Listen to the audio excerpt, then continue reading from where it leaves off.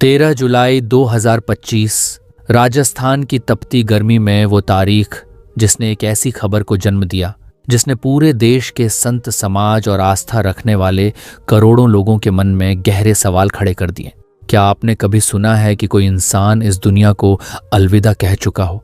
Doctor उसे मृत घोषित कर चुके हों, लेकिन उसके शब्द, उसकी यादें या शायद कोई और सोशल मीडिया के जरिए दुनिया को उसकी कहानी सुना रहा हो।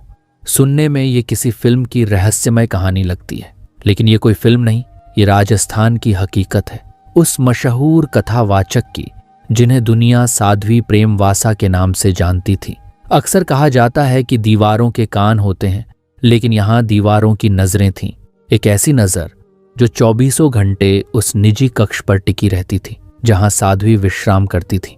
और उसी नजर ने, यानी उस निगरानी कैमरे ने, एक ऐसा पल कैद कर लिया जिसने साध्वी की जिंदगी में एक मानसिक तूफान खड़ा कर दिया।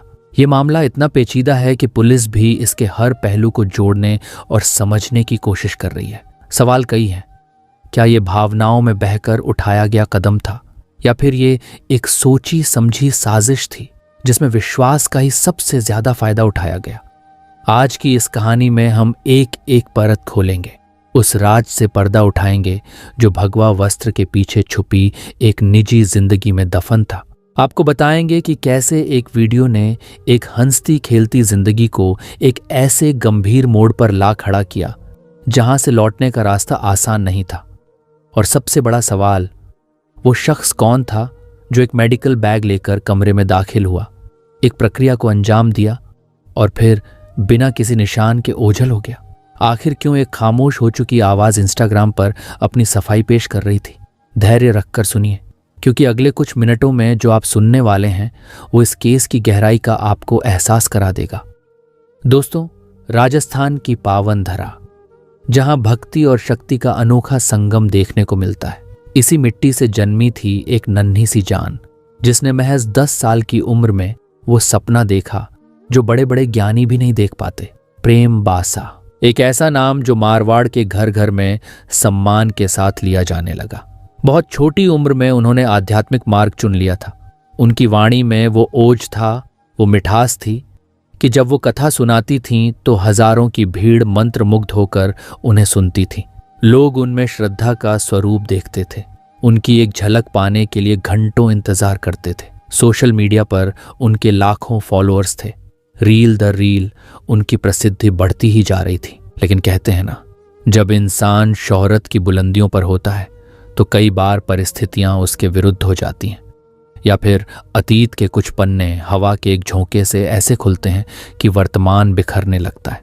साध्वी प्रेमवासा का जीवन बाहर से जितना शांत और आध्यात्मिक दिखता था, अंदर ही अंदर एक गहरा मानसिक द्वंद्व पनप रहा था। एक ऐसा द्वंद्व जिसकी शुरुआत हुई थी साल 2021 में, लेकिन जिसका परिणाम सामने आया साल 2025 में। ये कहानी है विश्वास और परिस्थितियों की, एक ऐसी दास्तान जो आपको सोचने पर मजबूर कर देगी कि आखिर निजता और सार्वजनिक जीवन के बीच संतुलन क्या होना चाहिए। साधु के आश्रम में सब कुछ सामान्य चल रहा था। भक्त आते थे, सम्मान प्रकट करते थे और लौट जाते थे। लेकिन आश्रम की 4 दीवारी के भीतर, उस निजी कक्ष में जहां साध्वी रहती थीं, वहां कुछ ऐसा घटित हुआ जो आश्रम की मर्यादाओं के संदर्भ में चर्चा का विषय बनने वाला था। साध्वी प्रेमवासा के जीवन में एक शख्स की भूमिका बेहद अहम थी। उनका नाम था वीरमनाथ। वीरमनाथ कोई आम व्यक्ति नहीं थे, वो साध्वी के गुरु माने जाते थे। सनातन संस्कृति में गुरु का स्थान सर्वोच्च माना गया है। गुरु गोविंद दो खड़े काके लागू पाए। इसी परंपरा में पली बड़ी साध्वी वीरमनाथ को पिता तुल्य मानती थीं, अपना मार्गदर्शक मानती थीं।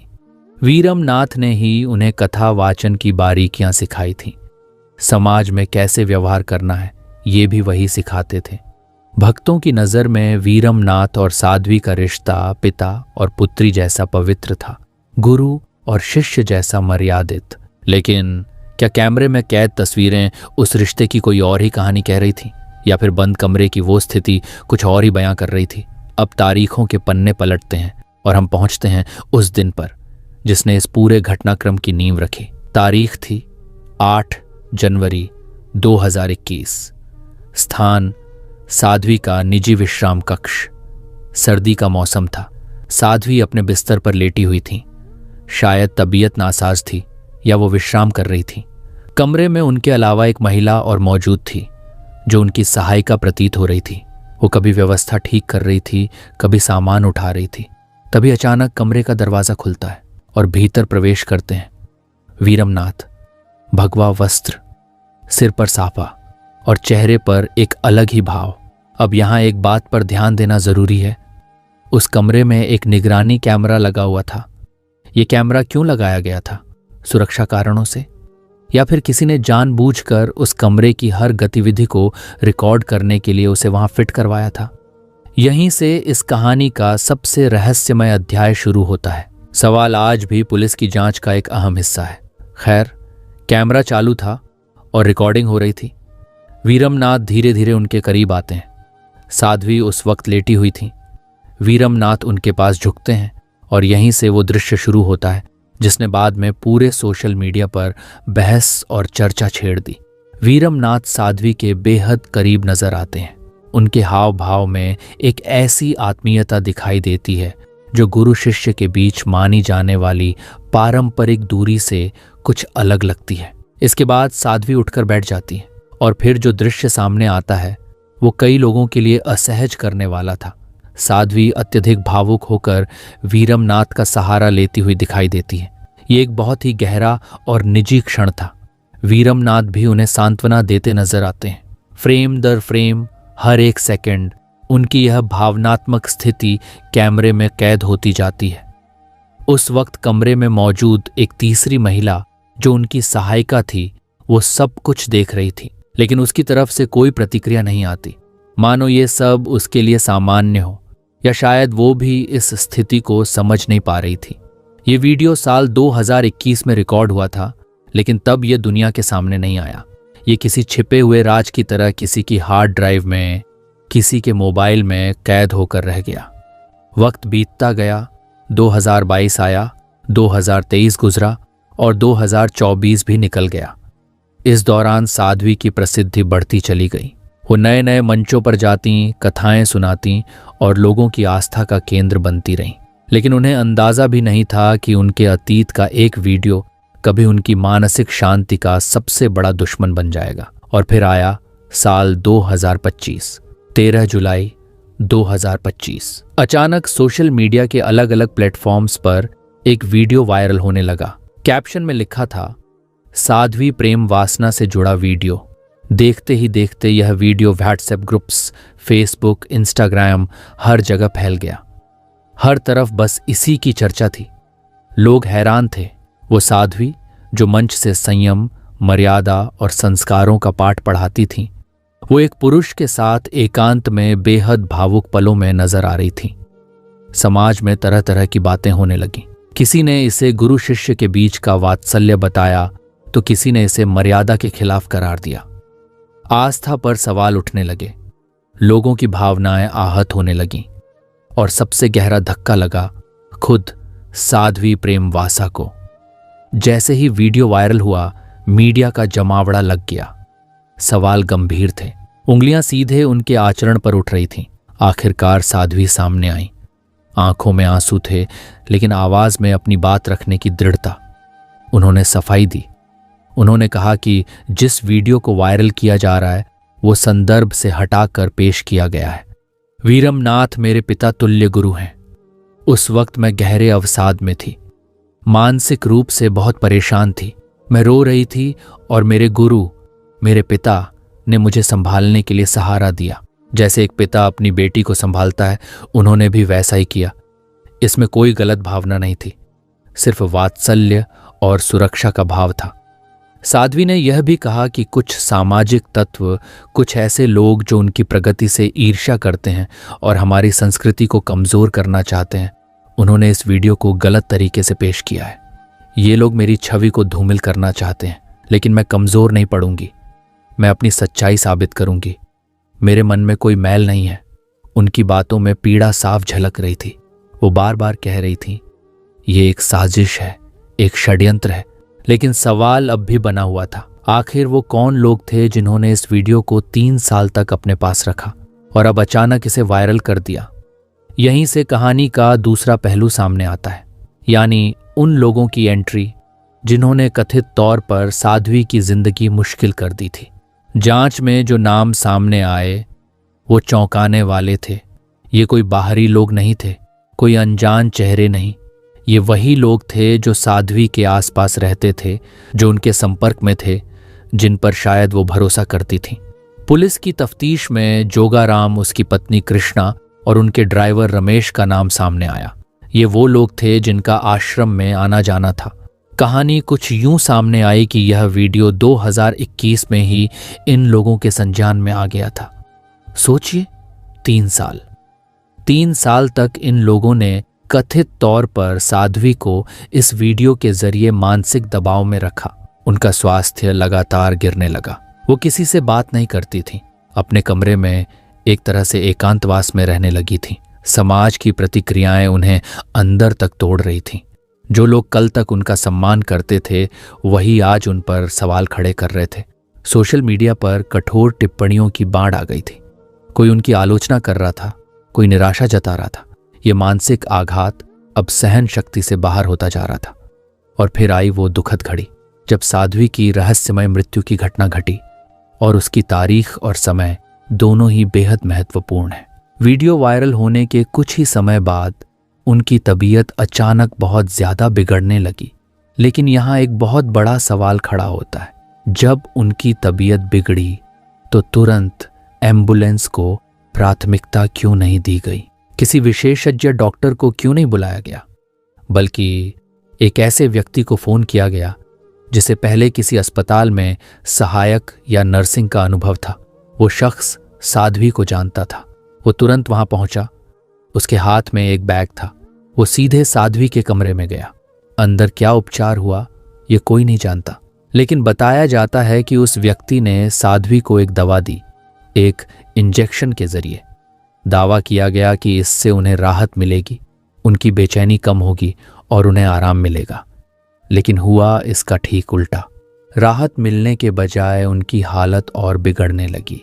प्रत्यक्षदर्शियों के अनुसार, जो उस समय आश्रम में मौजूद थे, इंजेक्शन लगने के कुछ ही मिनटों बाद साध्वी का शरीर शिथिल पड़ने लगा। उनकी चेतना धीरे धीरे लुप्त होने लगी। यह सामान्य प्रतिक्रिया नहीं थी, यह किसी गंभीर संकट का साफ संकेत था। आश्रम में अफरा तफरी मच गई। जो लोग अब तक स्थिति की गंभीरता को समझ नहीं पा रहे थे, अब घबरा गए। जल्दबाजी में साध्वी को गाड़ी में बैठाया गया और अस्पताल ले जाया गया। लेकिन शायद किस्मत को कुछ और ही मंजूर था, या फिर हालात इतने जटिल हो चुके थे कि बचने की गुंजाइश ही नहीं बची थी। अस्पताल पहुंचने से पहले ही, या शायद अस्पताल पहुंचते पहुंचते, साध्वी प्रेम बाईसा ने अंतिम सांस ले ली। डॉक्टरों ने उन्हें पुनर्जीवित करने की कोशिश की, लेकिन तब तक बहुत देर हो चुकी थी। वो आवाज जो लाखों लोगों को जीने की राह दिखाती थी, हमेशा के लिए खामोश हो गई। और यहीं से कहानी का सबसे रहस्यमय मोड़ शुरू होता है। साध्वी का देहांत हो चुका था। खबर जंगल की आग की तरह फैल गई। साध्वी प्रेम बाईसा अब नहीं रहीं। भक्तों में शोक की लहर दौड़ गई। पुलिस अस्पताल पहुंच गई। आगे की कानूनी प्रक्रिया शुरू हुई। जांच की तैयारी होने लगी। लेकिन ठीक उसी समय जब लोग इस खबर पर यकीन करने की कोशिश कर रहे थे, साध्वी के आधिकारिक इंस्टाग्राम हैंडल से एक नई पोस्ट अपलोड होती है, और यहीं से रहस्य और गहरा हो जाता है। जी हां, आपने बिल्कुल सही सुना। दुनिया से जाने के करीब 3 घंटे बाद एक जा चुका इंसान पोस्ट कैसे कर सकता है? उस पोस्ट में एक तस्वीर थी और उसके साथ एक लंबा विस्तृत कैप्शन। कैप्शन की हर एक लाइन इशारा कर रही थी कि यह अंत साधारण नहीं है। उसमें लिखा था, मैंने हर एक क्षण धर्म के प्रचार के लिए जिया। दुनिया में मानवता और धर्म से बड़ा कोई सत्य नहीं है, लेकिन आज मुझे एक कठिन परीक्षा देनी पड़ रही है। आगे लिखा था, कुछ लोगों ने मुझे मानसिक रूप से तोड़ने की साजिश रची। मेरे और मेरे पिता तुल्य गुरु के पवित्र रिश्ते को गलत रंग दिया। मैंने पुलिस में शिकायत की, मैंने समाज से गुहार लगाई, लेकिन मुझे न्याय की उम्मीद नहीं दिखी। शायद अब मेरे पास अपनी सच्चाई साबित करने का कोई और रास्ता नहीं बचा। मेरा यह अंतिम निर्णय ही मेरी निर्दोषता की गवाही बनेगा। ये साफ तौर पर एक आखिरी संदेश जैसा लग रहा था, लेकिन सबसे बड़ा सवाल यही था, ये पोस्ट किसने किया? क्या साध्वी ने जाने से पहले इसे शेड्यूल कर दिया था? क्या उन्हें पहले से आभास था कि वे अब नहीं रहेंगी? अगर उन्होंने खुद कोई कदम उठाया था तो फिर अस्पताल ले जाने की इतनी अफरा तफरी क्यों मची? और अगर यह साजिश थी तो साजिश करने वाले ने यह पोस्ट क्यों किया? क्या इसे जानबूझकर एक खास रूप देने के लिए डाला गया ताकि असली वजह छिप जाए? पुलिस के लिए यह एक बड़ी पहेली बन गई है। साइबर सेल की टीम अब उस डिजिटल फुटप्रिंट को ट्रैक कर रही है। उस दवा की शीशी का मिलना बेहद जरूरी है। फोरेंसिक रिपोर्ट का इंतजार किया जा रहा है।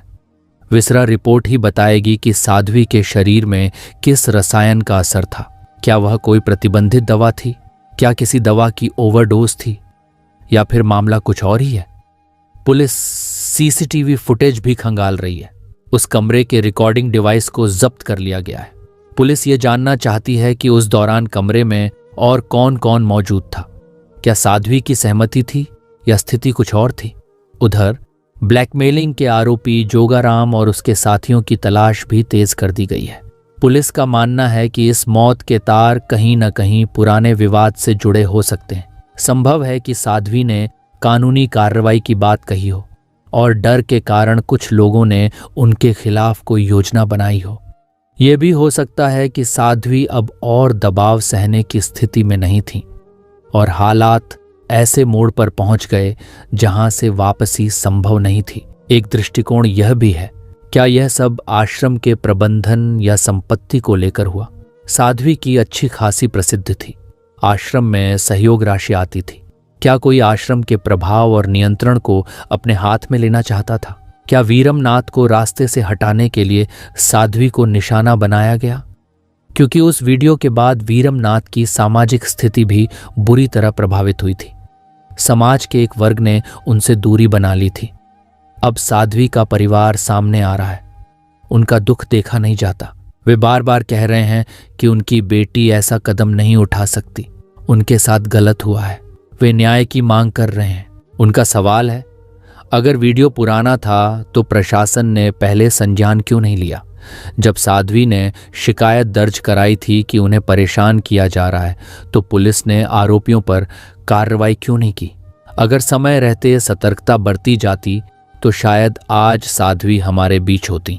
सिस्टम की भूमिका पर भी सवाल उठ रहे हैं। साध्वी ने अपने संदेशों और बयानों में बार बार कहा था कि उन्होंने मदद मांगी थी, तो फिर आरोपियों को खुला क्यों छोड़ा गया? क्या किसी तरह का दबाव था या फिर मामले की गंभीरता को समझा ही नहीं गया? एक चर्चित व्यक्तित्व होने के बावजूद इतनी ढिलाई क्यों बरती गई? अब बात करते हैं उस परीक्षा की जिसका जिक्र साध्वी ने अपने संदेश में बार बार किया। इतिहास में पवित्रता साबित करने के कई उदाहरण मिलते हैं, लेकिन आज के समय में अगर किसी को अपनी निर्दोषता साबित करने के लिए अपनी जान गंवानी पड़े तो इससे ज्यादा दुर्भाग्यपूर्ण क्या हो सकता है? साध्वी का यह अंत, चाहे वह उनका खुद का लिया हुआ फैसला हो या किसी और की करतूत, समाज के लिए बहुत बुरा संदेश छोड़ता है। यह दिखाता है कि सोशल मीडिया पर एक पोस्ट, एक वीडियो किसी की पूरी जिंदगी कैसे बदल सकता है।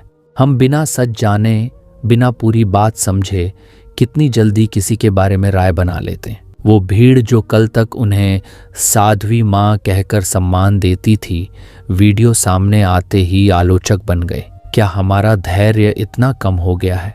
क्या हमारी समझ इतनी सतही है कि एक वीडियो हमारी सोच को पूरी तरह प्रभावित कर दे? वीरमनाथ और साध्वी के रिश्ते की सच्चाई क्या थी? अब यह एक अनुत्तरित प्रश्न है। संभव है वे सच कह रहे हों कि वह पिता पुत्री जैसा स्नेह था, लेकिन बंद कमरे की वे तस्वीरें सामाजिक मान्यताओं से मेल नहीं खा रही थीं। इसी असमंजस और शक ने शायद एक दुखद घटना को जन्म दिया। फिलहाल पुलिस की कई टीमें अलग अलग दिशाओं में काम कर रही हैं। एक टीम उस लापता सहायक की तलाश में है। दूसरी टीम उन लोगों के पीछे है जिनका नाम विवाद में सामने आया। तीसरी टीम साइबर फोरेंसिक की मदद से उस इंस्टाग्राम पोस्ट की सच्चाई सामने लाने में जुटी है। और चौथी टीम आश्रम के बाकी लोगों से पूछताछ कर रही है। आश्रम का स्टाफ, ड्राइवर, सेवादार, हर कोई जांच के दायरे में है, क्योंकि अक्सर राजघर के अंदर से ही बाहर आते हैं। सीसीटीवी का एक्सेस किसके पास था? फुटेज किसने निकाली? ये सारे सवाल इशारा करते हैं कि सुराग शायद आश्रम के अंदर ही छिपा हो। इस पूरे मामले में एक अजीब सा सन्नाटा और रहस्य छाया हुआ है। जोधपुर और आसपास के इलाकों में लोग दबी जुबान में चर्चा कर रहे हैं। कुछ लोग इसे कर्मों का फल बता रहे हैं, तो कुछ इसे एक साजिश का शिकार मान रहे हैं। लेकिन सच्चाई क्या है, ये तभी सामने आएगा जब वह लापता कड़ी पुलिस के हाथ लगेगी, जब फॉरेंसिक रिपोर्ट सामने आएगी। तब तक यह मामला एक अनसुलझी पहेली बना हुआ है। रिकॉर्डिंग क्राइम का ऐसा एपिसोड जिसका पूरा सच सामने आना अभी बाकी है। दोस्तों, ये घटना हमें बहुत कुछ सोचने पर मजबूर करती है। डिजिटल युग में किसी की निजता, किसी की निजी जिंदगी अब सुरक्षित नहीं रही। एक क्लिक, एक शेयर किसी के जीवन पर भारी पड़ सकता है। साधु प्रेम बायसा की कानूनी स्थिति क्या थी, ये तय करना अदालत का काम है। लेकिन जिस तरह से उनका अंत हुआ, जिस तरह से उन पर मानसिक दबाव बना, वह किसी भी जागरूक समाज के लिए चिंता का विषय है। एक तरफ वे लोग हैं जिन्होंने कथित तौर पर एक वीडियो का गलत इस्तेमाल किया, दूसरी तरफ वह समाज है जिसने बिना सोचे समझे धारणा बना ली, और बीच में फंस गई एक जिंदगी जो शायद अपनी ही परिस्थितियों में उलझी हुई थी। वह चिकित्सा प्रक्रिया सिर्फ दवा की नहीं थी, वह तनाव की थी, वह डर की थी, वह लोकलाज की थी, जिसने धीरे धीरे एक जीवन को हमेशा के लिए शांत कर दिया। अब देखना यह है कि क्या राजस्थान पुलिस इस गुत्थी को सुलझा पाएगी? क्या साध्वी को न्याय मिल पाएगा?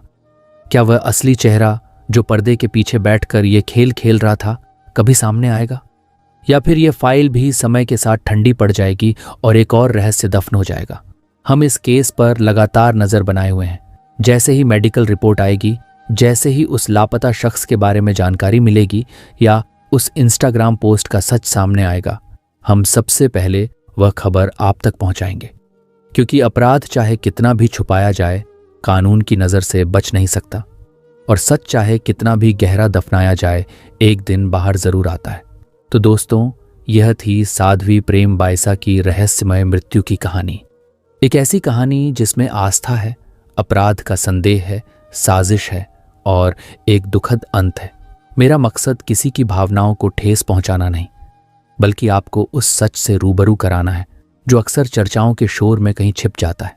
हमें उम्मीद है कि जल्द ही दूध का दूध और पानी का पानी होगा। अगर आपको हमारी यह पड़ताल पसंद आई हो तो इस वीडियो को लाइक ज़रूर करें, अपने दोस्तों के साथ शेयर करें, ताकि वे भी जान सकें कि समाज में क्या चल रहा है और सतर्क कैसे रहना है। और अगर आपने अभी तक हमारे चैनल को सब्सक्राइब नहीं किया है तो अभी कर लें, क्योंकि जुर्म की दुनिया की हर खबर, हर राज हम आपके सामने इसी तरह लाते रहेंगे। तब तक अपना ख्याल रखें, सुरक्षित रहें और किसी भी वायरल खबर पर बिना पुष्टि के भरोसा न करें, क्योंकि जो दिखता है वह हमेशा सच नहीं होता, और जो सच होता है वह अक्सर दिखाई नहीं देता। सतर्क रहें, सावधान रहें